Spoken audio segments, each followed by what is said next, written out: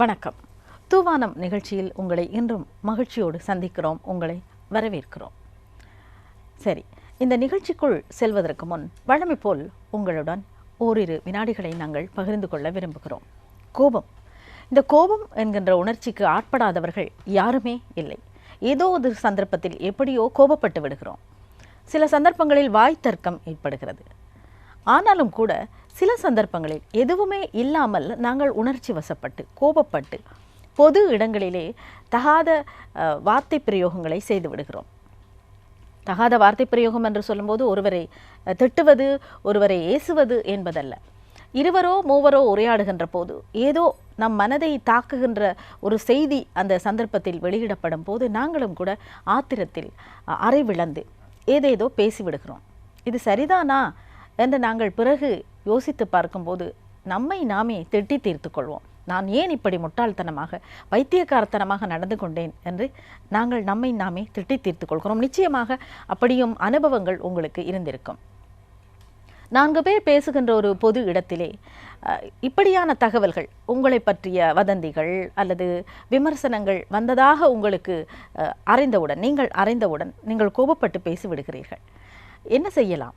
கோபம் என்பது நிச்சயமாக நம்மை தாக்குகின்றது, நம்மால் மற்றவர்களையும் தாக்குகின்றது. எனவே நாங்கள் 4-5 பேர் சேர்ந்து பேசுகின்ற போது அல்லது இருவர் உரையாடுகின்ற போது தவிர்த்து கொள்வோம். அதாவது எங்களை பற்றிய விமர்சனங்கள் அல்லது மற்றவர்கள் பற்றிய விமர்சனங்களை தவிர்த்துவிட்டு மேம்பாடான நல்ல விடயங்கள், கலைகள் பற்றியோ இலக்கியங்கள் பற்றியோ சினிமா பற்றியோ நாடகங்கள் பற்றியோ பேசினால் நிச்சயமாக அந்த துன்பம் வராது. நாமும் பிறகு எண்ணி எண்ணி ஐயோ இப்படி பேசிவிட்டேனே என்று நொந்து போக வேண்டிய அவசியமும் இருக்காது. நாங்கள் சொல்கிறோம் என்பதற்காக மட்டுமல்ல, நீங்களும் கொஞ்சம் சிந்தித்து பாருங்கள். ஒரு தனி மனிதன் இந்த உலகம் பற்றி கரிசனை கொள்ளுகின்ற போது அல்லது தான் சார்ந்த மக்கள் அல்லது தன்னுடைய சமுதாயம் பற்றி சிந்திக்கின்ற போது, அதன் அவலங்களை எண்ணி கவலை கொள்ளுகின்ற போது, ஆதங்கப்படுகின்ற போது அவன் ஒரு படைப்பாளியாக உருமாறுகிறான் என்று சொல்லலாம். அந்த படைப்பாளி நமக்கு சொந்தக்காரனாகி விடுகிறான். ஏனென்றால் அவன் நம்மை பற்றி கரிசனை கொள்வதால், மக்கள் மீது நேசம் கொள்வதால் அவன் எல்லோருக்குமே உரித்துடையவனாகி விடுகிறான். அத்தகு படைப்பாளிகளை, இன்னும் கலைஞர்களை உங்களுக்கு அறிமுகப்படுத்துவதன் மூலம் அவர்களுடனான கலந்துரையாடலில் நீங்களும் பல நல்ல விடயங்களை பெற்றுக்கொள்ளலாம் என்பதற்காக பட்டறைக்குள் நாங்கள் உங்களை இன்றும் அழைத்து செல்கிறோம். இன்று பட்டறைக்கு நாங்கள் உங்களை சந்திப்பதற்காக அழைத்து வந்திருக்கும் அதிதி ஒரு இளைய படைப்பாளி, ஈழபாரதி. வணக்கம் ஈழபாரதி அவர்களே. வணக்கம். ஈழபாரதி என்று சொல்லும்போது உங்களை எல்லோருக்குமே தெரிந்திருக்குமா என்பதை விட, இன்று நீங்கள் இந்த தூவானத்தின் பட்டறையினூடாக உங்களுடைய பல அனுபவங்களை பகிர்ந்து கொள்வதன் மூலம் நிச்சயமாக அனைவர் மனதிலும் இடம் பிடிப்பீர்கள் என்ற நம்பிக்கையோடு நாங்கள் உங்களுக்கு எங்களுடைய வாழ்த்துக்களை கோரிக்கொள்கிறோம். ஈழபாரதி, ஒரு படைப்பாளியை நாங்கள் சந்திக்கின்ற போது உங்களுக்கு எப்படி சந்தர்ப்பம் வாய்த்தது? நீங்கள் இந்த உலகுக்குள், அதாவது இந்த படைப்புலகுக்குள் அல்லது கலை உலகுக்குள் காலடி எடுத்து வைப்பதற்கு சந்தர்ப்பம் எப்படி அமைந்தது, சூழல் எப்படி அமைந்தது என்று கேட்போம். அநேகமாக எல்லோருமே பாடசாலை வாழ்க்கையை தான் குறிப்பிடுவார்கள். உங்களை பொறுத்தவரை அதிலிருந்து வேறுபட்டு நிற்கிறீர்களா அல்லது உங்களுடைய சந்தர்ப்பம் உங்களுக்கு கிடைத்ததும் அப்படித்தானா? நான் எழுத தொடங்கியது இந்த பள்ளி நாட்களே எழுத தொடங்கிவிட்டேன். எனக்கு நல்லா ஞாபகம் இருக்கிறது. நான் 8ஆம் ஆண்டு 6ஆம் ஆண்டு படிக்கிற காலகட்டத்திலே என்னுடைய எழுத்து பணிகள் ஆரம்பித்து விட்டன. அந்த காலகட்டத்தில் மாணவர் விடியல் என்ற ஒரு பத்திரிகை வந்து கொண்டிருந்தது. அது தொடர்ந்து நான் என்னுடைய சகோதரங்களும் போட்டி போட்டு எழுதி கொண்டிருந்தோம். அது கவிதைகளாக. சுமார் எத்தனையாம் வகுப்பு படிக்கும்போது? நான் அப்போது ஒரு 8ஆம் வகுப்பு படிக்கின்ற காலகட்டத்தில் இருந்து எங்களோட சகோதரங்களை என்னையும் கூட ஊக்குவிக்கிற ஆளாக எங்களோட அம்மா இருந்தா. அம்மா சிறு வயதிலிருந்து அந்த காலத்தில் அந்த குங்குமம், கல்கண்டு போன்ற இதழ்களை தொடர்ந்து படித்து வந்த காலகட்டத்தால் அம்மாவுக்கும் இலக்கியம் மீதான ஆர்வம் இருந்ததாலும் நாங்கள் கவிதைகளை எழுதக்கூடிய ஆற்றலை நாங்கள் உடையவராக இருந்தோம். அந்த மாதிரி காலகட்டத்தில் எழுத போது தான் அந்த மாணவர் விடியல் பத்திரிகையில் வந்த ஒரு போட்டியில் 2000ஆம் ஆண்டு நினைக்கிறேன், மாநில அளவிலே 2ஆம் இடம் பரிசு கிடைத்தது. அது எனக்கு அப்போவே ஒரு இளம் வயதிலே, ஒரு மாணவ பருவத்திலே ஒரு பெரிய ஆர்வத்தை ஏற்படுத்தினது. தொடர்ந்து நிறைய சிற்றிதழ்களை எழுத ஆரம்பித்தேன். பிறகு முதல் என்னுடைய கவிதை ஒரு இதழில் வெளிவந்தது. இனிய நந்தவனம் என்று திருச்சியிலேருந்து வெளிவரக்கூடிய ஒரு பத்திரிகையில் என்னுடைய கவிதை வெளிவந்தது. தொடர்ந்து என்னுடைய கவிதையினுடைய போக்கு பார்த்துட்டு நிறைய வாய்ப்புகளை எனக்கு அளித்தார்கள். அதை தாண்டி நிறைய பத்திரிகைகளை இன்றைக்கும் எழுதி கொண்டே இருக்கிறேன். ஈழபாரதி, உங்கள் பெயர் ஈழபாரதி. ஆனால் நீங்கள் இந்த படிப்பு என்று சொல்லும்போது மாநில அளவில் என்று சொன்னீர்கள், திருச்சியில் கற்றேன் என்று சொன்னீர்கள். அப்படியானால் உங்களுடைய கல்வி அங்கேதான் ஆரம்பமாகி இருக்கிறது. அதை கொஞ்சம் விளக்கமாக சொல்ல வேண்டும். ஈழபாரதி திருச்சியை பற்றி பேசுகிறார், மாநிலம் பற்றி பேசுகிறார் என்று எங்களுடைய நேயர்களை பொது சிந்திக்கக்கூடும் இல்லையா? சொல்லுங்க. உண்மை. இன்னொரு காரணம் என்றால், திருச்சியில் இருக்கக்கூடிய புதுக்கோட்டை மாவட்டத்தில் நான் கல்வி பயின்றாலும் என்னுடைய பூர்வீகம் யாழ்ப்பாணம் நெடுந்தீவில். 1990 ஒரு போர்க்கால சூழலில் இடம்பெயர வேண்டிய கட்டாய சூழலில் தமிழகத்தில் புலம்பெயர்ந்தோம். என்னுடைய கல்வி இளமையான கல்வியில் என்னுடைய ஆரம்பகால கல்வி தமிழகத்தில். அப்போது உங்களுக்கு எத்தனை வயது இருக்கும்? எனக்கு இங்கேருந்து இடம்பெயரும் போது 6 வயது. குழந்தையாகவே இடம்பெயர்ந்தோம். என்னுடைய ஆரம்ப பள்ளி முதல் என்னுடைய கல்லூரி படிப்பு வரை நான் தமிழகத்திலே தான் கற்றிருந்தேன். சிறு வயதில் கற்றுக்கொண்டிருந்தேன். அங்கே போய்விட்டீர்கள் இப்போது நீங்கள். உங்களுடைய எண்ணம் அங்கே போய்விட்டது. ஈழபாரதி, நீங்கள் 6 வயதிலேயே போய்விட்டீர்கள். உங்களுடைய அங்கே வாழும் சூழல், வாழிடம் எப்படி அமைந்திருந்தது? அங்கே நீங்கள் வீடுகள் வாங்கி இருந்தீர்களா அல்லது அகதி வாழ்க்கை வாழ்ந்தீர்களா? 90 இடம்பெயர்ந்த பின் பெருவாரியான மக்கள் அகதி வாழ்க்கைக்குள்ளே தான். கொஞ்சம் ஒரு அளவு பொருளாதார சூழ்நிலைக்கு வந்த பிறகுதான் கொஞ்சம் மக்கள் தான் தனியாக வீடு எடுத்து வாடகைக்கு இருக்கக்கூடிய சந்தர்ப்ப சூழ்நிலையில். ஆனால் அந்த ஒரு பொருளாதார நெருக்கடியான சூழலுக்கு நாங்களும் தொடர்ந்து ஒரு 25-30 ஆண்டு காலம் அகதி வாழ்க்கைக்குள்ளே தான் வாழ்ந்து கொண்டிருந்தோம். இன்றும் கூட என்னுடைய சகோதரர்கள், அம்மா அந்த அகதி முகாமில் தான் வாழ்ந்து கொண்டிருக்கிறார்கள். அந்த ஒரு நெருக்கடியான சூழ்நிலைக்கு இருந்தால் நான் எழுத ஆரம்பித்தேன்.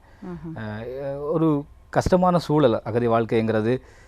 ஒரு யூரிப்பிடிஸ் என்ற ஒரு அறிஞர் சொல்லுகிறார், ஒருவன் தன்னுடைய தாய்நாட்டை இழப்பது போல கொடுமையானது ஒன்றுமில்லை என்று. அதே போல் கவிஞர் அறிவுமதி குறிப்பிடுகிறார், அகதி வாழ்க்கை மிக வலி நிறைந்தது என்று. அவர் ஹைக்கூ கவிதை ஒன்று அழகாக சொல்லுகிறார், மீனை அறியும் போது கிடைத்தது குழந்தையினுடைய கண் என்று. அப்படி ஒரு இக்கட்டான ஒரு அகதி வாழ்க்கைங்கிறது ஒரு புலம்பெயர்ந்து இன்னொரு நாட்டில் வாழக்கூடிய சூழல் மிக கொடுமையானது. அந்த சூழலிலிருந்து தான் நாங்கள் எழுத ஆரம்பித்தோம். ஆனால் அதே நேரத்தில் அங்கே எழுதும்போது ஒரு பெரிய அளவிலான ஒரு இது இல்லை மக்கள் மத்தியில். கொஞ்சம் என்னவென்றால், நீங்கள் அந்த அகதி வாழ்க்கை பற்றி சொன்னீர்கள், நாங்களும் கூட அறிந்திருக்கிறோம். ஆனால் நீங்கள் அனுபவித்திருக்கிறீர்கள், வாழ்ந்திருக்கிறீர்கள். இந்த அகதி வாழ்க்கை எந்த அளவுக்கு உங்களை துன்பப்படுத்தியது அல்லது எந்த அளவுக்கு உங்களுக்கு அது வாய்ப்புகளை ஏற்படுத்தி தந்தது என்ற விவரங்களையும் கூட நீங்கள் எங்களோடு பகிர்ந்து கொள்ளலாம். என்ன காரணம் என்று கேட்டிங்கன்னா, உலகம் முழுவதும் புலம்பெயர்ந்து மற்ற நாடுகளில் வாழ்கிற மக்களுக்கும் தமிழகத்தில் இந்தியாவில் வாழ்கிற மக்களுக்கும் வித்தியாசம் இருக்கிறது. அது இந்திய அரசியல் சாசன சட்டப்படி இந்தியா ஐநா சபையினுடைய அகதிகள் சாசன சட்டத்தில் இன்னும் கையெழுத்து இல்லாத காரணத்தினால அகதிகளை அந்த நாட்டுடைய குடிமக்களாகவோ இல்லை அகதிகளாகவோ ஏற்றுக்கொள்ள முடியாத தன்மை இந்திய அரசாங்கத்துக்கு இருக்கிறது இன்னமும் கூட. இப்போ வரைக்கும் இவர்களை நாடுக்கு திருப்ப அனுப்பப்படுவார்கள், நாடு திரும்புவோர் என்ற பட்டியலில் தான் இந்திய அரசாங்கம் கடந்த 30 ஆண்டு காலமாக இலங்கை மக்களை வைத்து கொண்டிருக்கிறார்கள். இந்திய அரசாங்கம் ஒரு பாரிய ஒரு நெருக்கடியான சூழல். ஏன்னா அவங்களுக்கும் அதிகப்படியான மக்கள் தொகை கொண்ட நாடு, பொருளாதாரத்திலும் மற்ற நாடுகளை ஒப்பிட முடியாத அளவுக்கு வளர்ந்து வருகின்ற நாடு என்ற காரணத்தால் இந்திய அரசாங்கம் தங்களுக்கு முடிந்த அளவு ஒரு சில உதவிகளை அங்கே இருக்கக்கூடிய மக்களுக்கு செய்து வருகிறார்கள். இருந்தாலும் ஒரு பாரிய அளவிலான நெருக்கடிகள் அந்த மாமூல் வாழக்கூடிய மக்களுக்கு இருக்குது. குறிப்பாக பார்த்தீங்கன்னா, கல்வி பயிலக்கூடிய மாணவர்களுக்கு ஒரு இக்கட்டான சூழ்நிலைகள் இருக்கிறது. ஒரு புதிதாக திருமணம் செய்யக்கூடிய தம்பதிகள் ஒரு சின்ன அந்த லைன் வீடுகள்னு சொல்லக்கூடிய சிறிய வீடுகளுக்குள் வாழக்கூடிய சூழல் இருக்கிறது. அப்படி ஒரு வாழ்க்கையை தான் நீங்களும் வாழ்ந்திருக்கிறீர்கள். நிச்சயமாக. அந்த சந்தர்ப்பத்திலும் கூட நீங்கள் சொன்னீர்கள், இலக்கியத்தில் உங்கள் பெற்றோர் தாய்க்கு குறிப்பாக ஈடுபாடு, அதனால் நீங்கள் இந்த மாதிரியான பங்களிப்புகளை செய்தீர்கள் என்று. உங்களைப் போல் அந்த நெருக்கடியான சூழலில் வாழ்ந்த ஏனைய மாணவர்களும் கூட இப்படியாக தங்களை வளர்த்து கொண்டார்கள். அதற்கு சந்தர்ப்பம் கிட்டிய? நிச்சயமா நிறைய பேர் எழுதி கொண்டிருக்கிறார்கள். நிறைய மாணவர்கள், இளைய தலைமுறை படைப்பாளிகள் எழுதி கொண்டிருக்கிறார்கள். அந்த மாணவர் விடியல், ஈழ சுதந்திரம் என்ற பத்திரிகை, வேறு விடும் நம்பிக்கை என்ற பத்திரிகைகள் எங்களுடைய மக்கள் நடத்தக்கூடிய இல்லை எங்களுடைய மக்களுக்கு உதவி செய்யக்கூடிய தொண்டு நிறுவனங்கள் அந்த பத்திரிகைகளை நடத்தி கொண்டிருக்கிறார்கள். அதில் நிறைய மாணவர்கள் எழுதி கொண்டிருக்கிறார்கள். அதிலே குறிப்பாக பார்த்தீங்கன்னா, சிவா என்கிற ஒருத்தருடைய கவிதைகள் நிறைய பேசப்பட்டு வரக்கூடிய கவிதைகளாக இருக்கிறது. இன்னும் புலம்பெயர்ந்த படைப்பாளிகள், மாணவ சமுதாயத்தை தாண்டி தமிழகத்தில் இருக்கக்கூடிய புலம்பெயர்ந்த படைப்பாளிகள் நிறைய இருக்கிறார்கள். அவர்களை பற்றியான ஒரு ஆய்வு கட்டுரைகளையும் தொடர்ந்து நான் எழுதி கொண்டு இருக்கிறேன். ஒரு நெருக்கடியான சூழலில் இருந்து கல்வியிலும் ஒரு கலைஞனமாக நீங்கள் இப்போது மேம்பட்டு நிற்கிறீர்கள் ஈழபாரதி. நீங்கள் அங்கே இந்த அகதிகளாக சென்றபோது சுமார் எத்தனை ஆயிரம் பேர் அந்த அகதி முகாமிலே இருந்திருப்பீர்கள்? கிட்டத்தட்ட 90ஆம் ஆண்டு காலகட்டத்திலிருந்து இன்றைக்கு வரைக்கும் அரசாங்க புள்ளி விவரப்படி ஏறத்தாழ ஒரு 1 லட்சம் மக்கள் இருப்பதாக அரசு சொல்லுகிறது. அதில் 60,000 பேர் முகாம்களுக்கு உள்ளேயும் சுமார் ஒரு 30-40,000 பேர் முகாம்களுக்கு வெளியேயும், அதாவது காவல்துறையுடைய கட்டுப்பாட்டில் தனியாக வீடு எடுத்து இருக்கக்கூடிய மக்கள் இருக்கிறார்கள். 1 லட்சம் மக்கள். ஆம், அவர்களுக்கு மிகுந்த கட்டுப்பாடும் இருக்கிறது. அதே நேரம் இப்போது எங்களுடைய நாட்டிலே வாழக்கூடிய ஒரு சிறந்த சூழல் அமைந்திருக்கின்ற இந்த சந்தர்ப்பத்தில் அவர்கள் வருவதற்கு முயற்சிக்கவில்லையா? அவர் அந்த இக்கட்டுக்குள் இருந்து விடுபட வேண்டும், வெளிவர வேண்டும் என்று விரும்பினால் வந்து விடலாம். எத்தனை பேர் இப்படி வருவதற்கு விரும்புகிறார்கள்? ஒவ்வொரு வருட காலகட்டத்திலும் இந்தியாவில் இருக்கக்கூடிய இல்லை ஐநா சார்ந்த UNHCR அகதிகளுக்கான அந்த அமைப்புகள் தொடர்ந்து மக்களை அழைத்து வர்றதுக்கான ஏற்பாடுகளை செய்து கொண்டிருக்கிறார்கள். இலங்கை இந்திய அரசாங்கத்தின் ஊடாக ஒவ்வொரு வருடமும் சுமார் ஒரு 4,000 2,000 அந்த மாதிரி குடும்பங்கள் தான் வர்றாங்க. பாரிய அளவிலான மக்கள் வர விருப்பப்படுவதில்லை. காரணம் என்னன்னா, கடந்த 25-30 ஆண்டு காலத்தில் அவங்களுடைய வாழ்க்கையினுடைய கலாச்சாரம், அவங்களுடைய கல்வி, அவங்களுடைய அது எல்லாமே தமிழகத்தினுடைய ஒன்றித்ததால, அதாவது அவர்கள் அந்த வாழ்க்கைக்கு இயைந்து விட்டார்கள். அதனால திடீர்னு அவங்கள மறுபடியும் இங்கே கொண்டு வர்றதுங்கிறது அவங்க பெரிய அளவில் விரும்புகிறாது. ஆனால் அவர்கள் வருவதற்கு நினைத்தவுடன் வருவதற்கு அவர்களால் முடியும். அப்படி முடியும். அதுக்கு எல்லா உதவிகளையும் 2 அரசாங்கங்களும் செய்ய தயாராக இருக்கிறது. தொண்டு நிறுவனங்களும் செய்ய தயாராக இருக்கிறார்கள். சில ஆய்வின்படி அந்த இருக்கக்கூடிய மக்கள் என்ன சொல்கிறார்கள் என்றால், எங்களுடைய இளைய தலைமுறை பிள்ளைகள் சுமார் அந்த 1 லட்சம் மக்கள் இல்லை இந்த 100 முகாம்கள் இருக்கிற தமிழகத்தில் 109 முகாம்கள், அந்த 109 முகாம்களையும் கிட்டத்தட்ட ஒரு 3000-லிருந்து 4000 கல்லூரி நிறைவு செய்த பட்டதாரி மாணவர்கள் இருக்கிறார்கள். இவ்வளவு இன்னைக்கு இந்தியாவில் புலம்பெயர்ந்த அந்த ஒரு பொருளாதாரம், ஒரு அரசாங்க நெருக்கடி, காவல்துறையுடைய கட்டுப்பாடுகள், உளவுத்துறை நெருக்கடிகளை தாண்டி நாங்கள் சாதித்தது கல்வி மட்டும்தான். அப்படி ஒரு 3000-4000 இளைய தலைமுறை பட்டதாரிகள் வந்தால் நிச்சயமாக இந்த நாட்டை ஒரு பெரிய கல்வி கட்டி எழுப்பக்கூடிய மாணவர்களாக இருக்கிறார்கள். நிச்சயமாக ஈழபாரதி, நீங்கள் சொன்னீர்கள் இத்தனை கட்டுப்பாடுகளையும் மீறி கல்வியில் நீங்கள் தலை சிறந்து நிற்கிறீர்கள் என்றால் அங்கே உள்ள அரசியல்வாதிகள் எந்த அளவுக்கு உங்களுக்கு கை கொடுத்தார்கள்? அரசியல்வாதிகள் நாங்கள் பார்க்கக்கூடியதாக இருக்கும் ஊடகங்களிலே அவர்கள் இந்த அகதி மக்கள் பற்றி மிகவும் பிரஸ்தாவித்து பேசுவதை அப்படி பார்க்கின்ற போது அவர்களிடமிருந்து உங்களுக்கு உதவிகள் கிடைத்திருக்கும். அப்படியா? இல்லை, எல்லாருமே பார்த்தீங்கன்னா அரசியல் சங்கிற ஒரு பேச்சு அடுக்கில் தான் இருக்குது. அவங்களுடைய எல்லா அறிக்கைகளுமே தீவிரமாக தமிழீழம் இல்லை தமிழ் சார்ந்த அமைப்புகள் பேசுகிறது எல்லாமே ஒரு பத்திரிகை சந்தரிப்புகள், ஒரு ப்ரெஸ் மீட்டில் மட்டும்தான் அது மாதிரி சொல்லுகிறாங்களே தவிர அந்த முகாம் உள்ளே வந்து அந்த முகாமுடைய வாழ்க்கை தரத்தை உயர்த்துவதற்காக இல்லை அந்த மாணவனுடைய பிரச்சனைகள் இல்லை முகாமுக்குள் கூட வந்து பார்க்காத அரசியல்வாதிகள் தான் வாய்களிய பத்திரிகையாளர் சந்திப்பில் பேசுகிறார்கள் தவிர அவர்களால் எந்த ஒரு மாற்றத்தையும் ஏற்படுத்த முடியாது. ஏன்னா இன்னொரு காரணம் என்று கேட்டிங்கன்னா, இந்திய அரசாங்கத்தினுடைய அந்த சட்டம் புலம்பெயர்ந்த அந்த அரசியல்வாதிகள் கூட அந்த முகாம்களுக்கு வருவதற்கு அரசாங்கத்தில் அனுமதி வாங்கிட்டு வர வேண்டிய சூழ்நிலை இருக்கிறதால் அவர்களும் பாரிய செயல்பாடுகளை செய்ய முடிவதில்லை.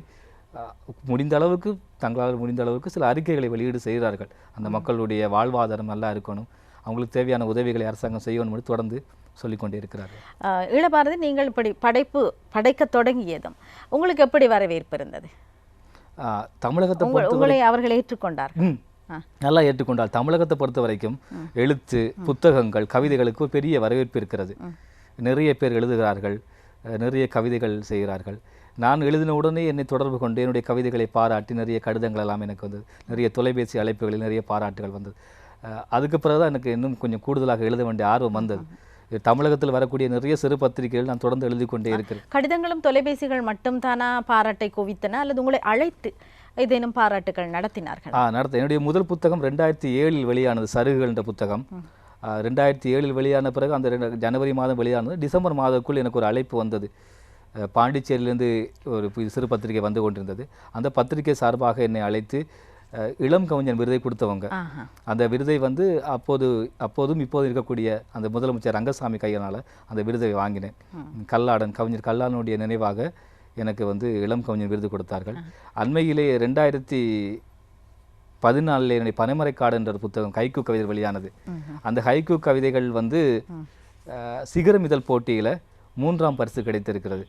அப்படி இங்கே நாங்கள் தமிழகம் இருந்தாலும் நான் ஈழம் சார்ந்து இருந்தாலும் ஒரு பிரிவினை இல்லை. இலங்கை என்றாலும் சரி, அவங்களுக்கு தமிழகம் இருந்தாலும் சரி, ஒரு படைப்பாளியை பாராட்ட வேண்டும், ஒரு படைப்பாளிக்கு ஊக்கம் அளிக்க வேண்டும், ஒரு படைப்பாளியை கௌரவம் செய்ய வேண்டும் என்கிறது தமிழக ஊடகவியலாளர்கள் நிறையவே செய்கிறார்கள். அந்த உங்களுடைய இந்த பனைமரக்காடு தொகுப்பு ஹைக்கூ தொகுப்புக்கு கிடைத்தது. அதே போல் வேறு ஏதாவது விருதுகள்? நிறைய உலகளாவிய ரீதியிலும் சரி நிறைய விருதுகள் நிறைய கொடுத்திருக்கிறார்கள். பாராட்டுகள் கிடைத்திருக்கின்றன. உங்களுடைய இந்த இலக்கிய பயணத்தோடு உங்களுடைய கல்வி பயணமும் சிறப்பாக அமைந்தது.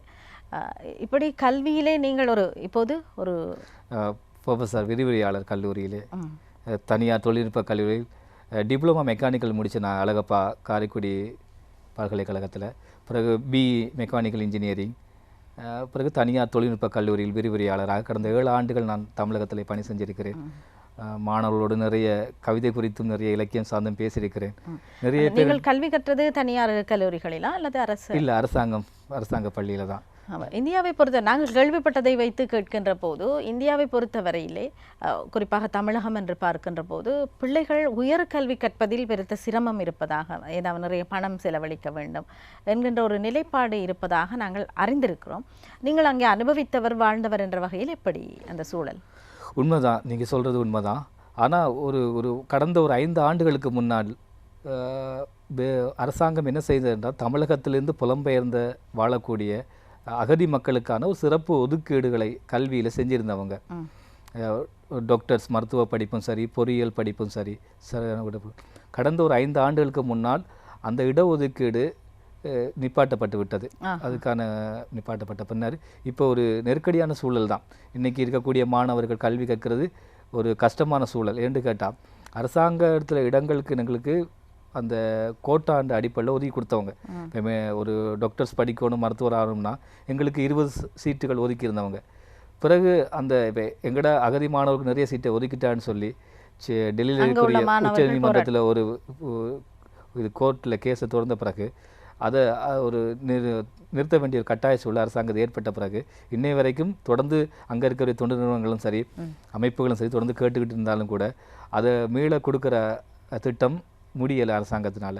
அதனால் இன்றைக்கி தனியார் கல்லூரியில் படிக்கக்கூடிய சூழல் தான் இருக்குது. அப்போ முகாம்களில் இருக்கக்கூடியவங்க பெரும்பாலான கல் உடைக்கக்கூடிய, இல்லை ஒரு கூலி வேலை செய்யக்கூடிய, பெயிண்டிங், இந்த வர்ணம் பூசக்கூடிய வேலைகள் செய்யக்கூடிய சின்ன வேலைகள் தான் செய்யக்கூடியதாக இருக்கிறாங்க. இப்போ அவங்களுடைய வருமானம் அந்த டெய்லி வேஜ், ஒரு நாள் கூலி தான் அவங்களுடைய வருமானம் இருக்கும். பெரிய மாதத்தில் 50,000 சம்பளம் வாங்குகிற ஆட்கள் யாரும் இல்லை. அப்போ சின்ன தொகையை வாங்கிட்டு அதில் அவங்களோட குடும்பத்தையும் பார்த்துக்கொண்டு பிள்ளைகளையும் படிக்க வைக்கணும். அதையும் இன்றைக்கி தனியார் கல்லூரியில் படிக்க வைக்கிறதுக்கு நிறைய லட்சக்கணக்கான பணங்கள் தேவைப்படுவதால் கடந்த 10 ஆண்டுகளுக்கு முன்னாடி இருந்த அந்த கல்வி வாய்ப்புகள் இப்போ குறைஞ்சி வருகிறது. ஆமாம், உண்மைதான். என்ற தமிழகத்தை பொறுத்தவரையிலே அங்கேயும் வறுமை கோட்டுக்கு கீழே வாழ்கின்ற மக்கள் ஏராளமாக இருப்பதால் அவர்களையும் கூட நாங்கள் அறியக்கூடியதாக இருக்கிறது. அதாவது சீட் கிடைக்கவில்லை என்பதற்காக தற்கொலை செய்து கொள்ளுகின்ற அளவுக்கு இருக்கின்ற மாணவர்கள் நான் நினைக்கிறேன். அதன் காரணமாக அப்படி ஒரு சூழல் ஏற்பட்டிருக்கிறது என்றால் உங்களுடைய தொழிலுக்கும் அத்தகைய இக்கட்டான நிலைமைகள் ஏற்பட்டிருக்கக்கூடும். உண்மைதான். ஏன்னு கேட்டிங்கண்டா, நாங்கள் இப்போ இந்திய அரசாங்கம் அகதிகள் இல்லை நாடுக்கு திருப்ப அனுப்புவோம் என்ற ஒரு கேட்டகரியில் வச்சிருக்கிறதால எங்களை இந்திய அரசாங்கத்தின் ஊடாக பெறப்படுகின்ற ஒரு அடையாள அட்டை இல்லாட்டி வாக்கு செலுத்தக்கூடிய அட்டைகள் எதுவும் இவர்களுக்கு கொடுப்பதில்லை. இல்லை.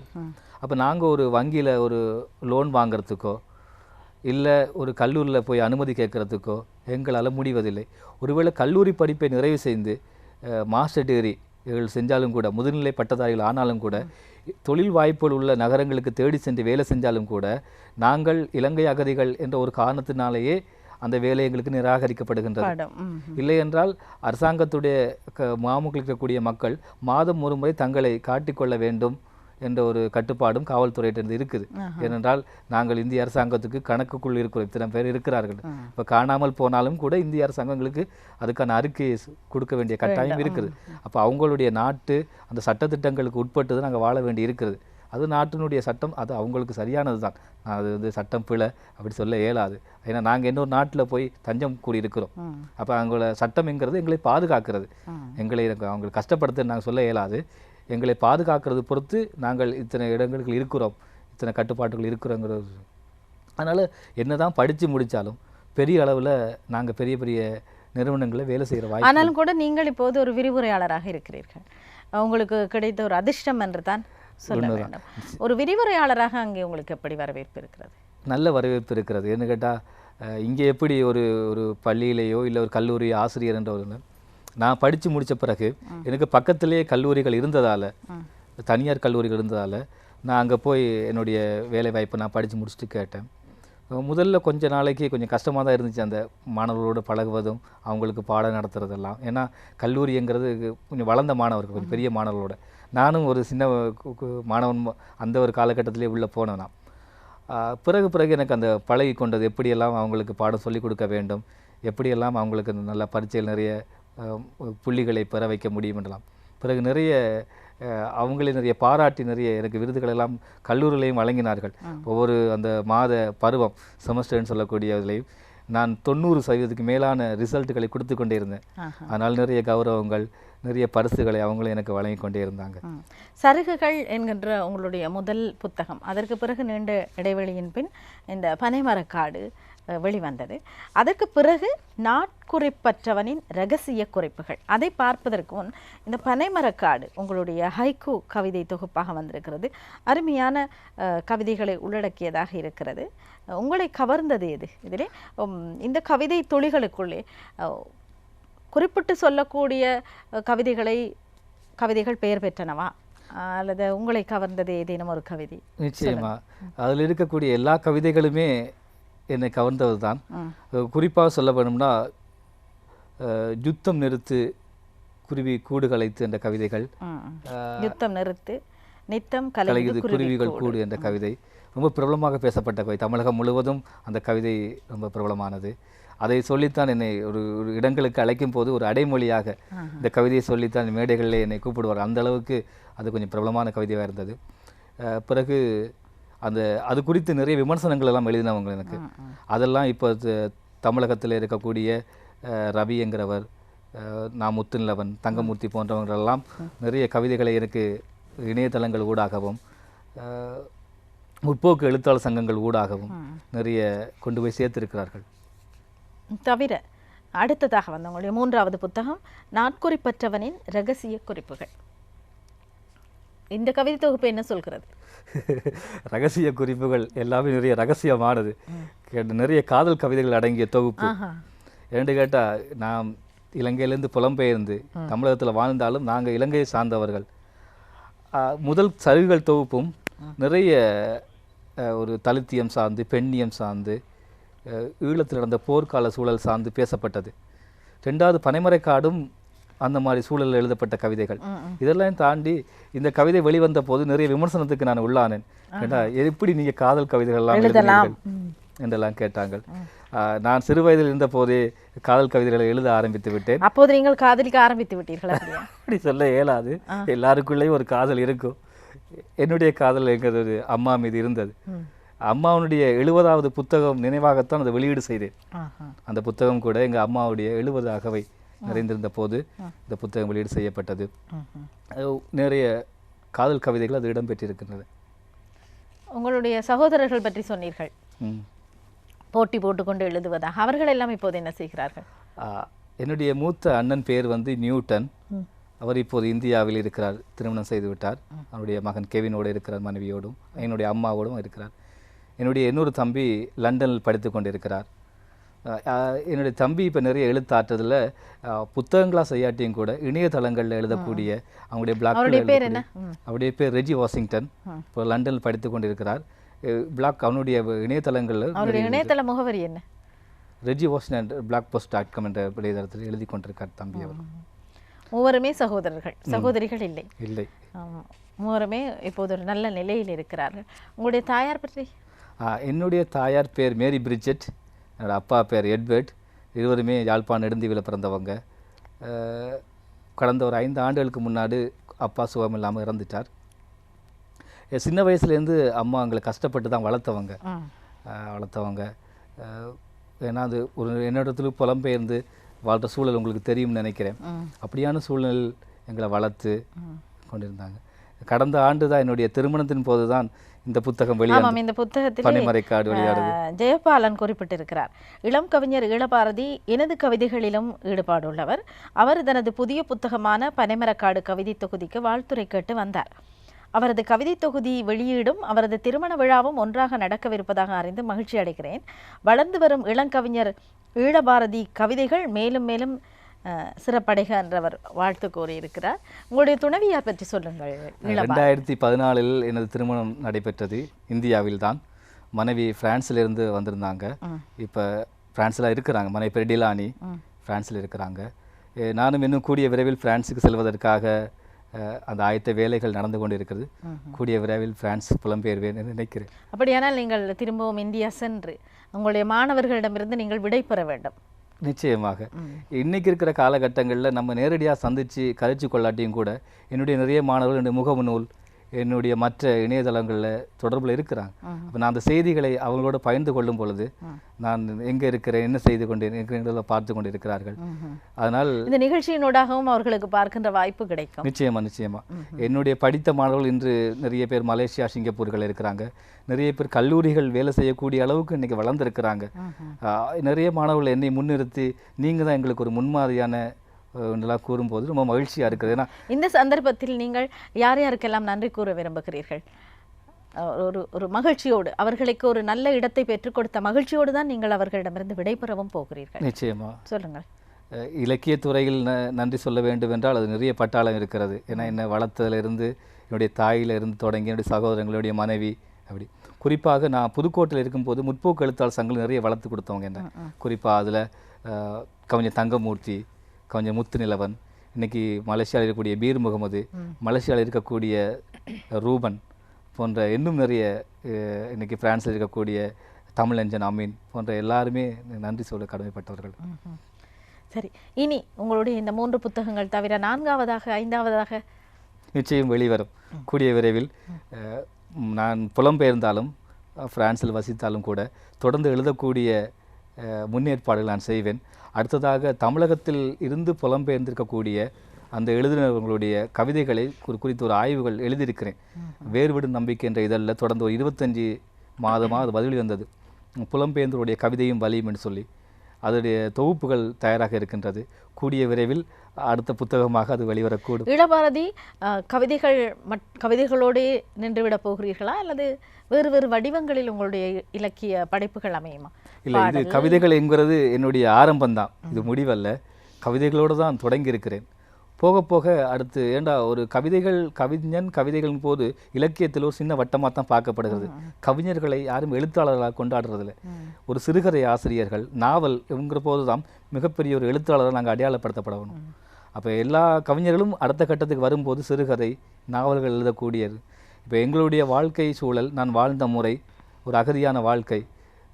அண்மையில் கூட கவிஞர் ஈழவாணி தொடர்பு கொண்டு நீங்கள் ஒரு நாவல் எழுதக்கூடாதான்லாம் கேட்டவன். ஆம், ஏனென்றால் 6 வயதிலேயே நீங்கள் ஒரு அகதி வாழ்க்கை வாழ ஆரம்பித்திருக்கிறீர்கள். அதன் பிறகு படிப்படியாக உங்களுடைய முன்னேற்றம் இன்று ஒரு நல்ல ஒரு விரிவுரையாளராக நீங்கள் உயர்ந்து நிற்கிறீர்கள், ஒரு கவிஞனாக பரிணமித்திருக்கிறீர்கள். இந்த அனுபவம் கூட நிச்சயமாக ஒரு நல்ல படைப்பாக வெளிவரலாம். நிச்சயமாக வெளிவரும் கூடிய விரைவில். ஏன்னா அதுக்கான அனுபவங்கள் நிறையவே என்ற வாழ்க்கை முழுவதும் நான் பெற்றெடுத்துட்டேன். இனி அதை வைத்து கொண்டு எதிர்வரும் காலங்களில் ஒரு நல்ல நாவல்களை இல்லை அந்த சிறுகதைகளை ஆக்கக்கூடிய சூழ்நிலை எதிர்காலத்தில் ஏற்படும். என்னிடமிருந்து இனி கவிதைகள் மட்டுமில்லை, நிறைய கட்டுரைகள், நிறைய சிறுகதைகள், நாவல்களை எதிர்பார்க்கலாம். சரி, உங்களிடமிருந்து நிறைய எதிர்பார்க்கலாம். அதே நேரம் நீங்கள் இந்த இளையோரிடமிருந்து அல்லது இளைஞர்களிடமிருந்து, படைக்க துடிப்பவர்களிடமிருந்து, இன்று உங்களுடைய நேர்காணலை பார்த்து ரசிப்பவர்களிடமிருந்து என்ன எதிர்பார்க்கிறீர்கள், என்ன சொல்ல விரும்புகிறீர்கள் அவர்களுக்கு? ஒரு வாழ்க்கை சூழ்நிலை யாருக்கு எப்படி அமைந்திருந்தாலும் சரி, ஒரு கட்டுப்பாடான சூழல் இல்லை ஒரு காவல்துறை உளவுத்துறையில் கண்காணிக்கப்படுற சூழல், பொருளாதாரம் இல்லாத சூழல், எந்த சூழ்நிலை நாங்கள் இருந்தாலும் ஒரு தன்னம்பிக்கை, ஒரு விடாமுயற்சி ஒருவனை தான் என்ன விரும்புகிறானோ அதுவாகவே மாற்றிவிடும். அவனுடைய எண்ணப்படியே எல்லாம் நடக்கிறதுன்னு நிறைய தத்துவ அறிஞர்கள் சொல்கிறாங்க. நான் சிறு வயதில் விரும்பினேன், நான் எழுத வேண்டும், புத்தகம் படைக்க வேண்டும், இதுபோல் இன்னும் நிறைய புத்தகங்கள் வர வேண்டும் என்று நான் அடுத்த கட்டத்தில் நினைக்கிறதால நிச்சயம் என்னால் சாதிக்க முடியும். அது மாதிரி இன்றைக்கி இருக்கிற இளைஞர்கள் நாளைக்கு நான் எதுவாக ஆகணும்னு ஆசைப்பட்டால் நாளை அவர்கள் அதுவாகவே ஆகுவார்கள். ஒரு விடாமுயற்சியும் தன்னம்பிக்கையும் தான் ஒருவனுடைய அடுத்த கட்டத்துக்கு எடுத்து செல்கிறது. தன்னம்பிக்கையோடு உயர்ந்து நிற்கின்ற ஒரு இளைய படிப்பாளி, இளைய கவி இல்லையா, ஈழ பாரதி, நீங்கள் இன்று எங்களோடு உங்களுடைய அனுபவங்களை பகிர்ந்து கொண்டீர்கள். மிக்க நன்றி எங்களுடைய நிகழ்ச்சிக்கு வருகை தந்தமைக்கு. எங்களுடைய நேயர்கள் சார்பிலும் உங்களுக்கு நன்றி கூறி விடைபெறுகிறோம். நன்றி ஈழ பாரதி. நன்றி. இன்று பட்டறைக்கு வருகை தந்தவர் படைப்பாளி, இளைய கவி ஈழ பாரதி. அவர் தன்னுடைய அனுபவங்களை எங்களோடு பகிர்ந்து கொண்டார். அந்த அனுபவங்கள் நிச்சயமாக உங்களுக்கும் கூட ஒரு நல்ல பாடமாக இருக்கும். ஈழ பாரதிக்கு விடை கொடுப்போம்.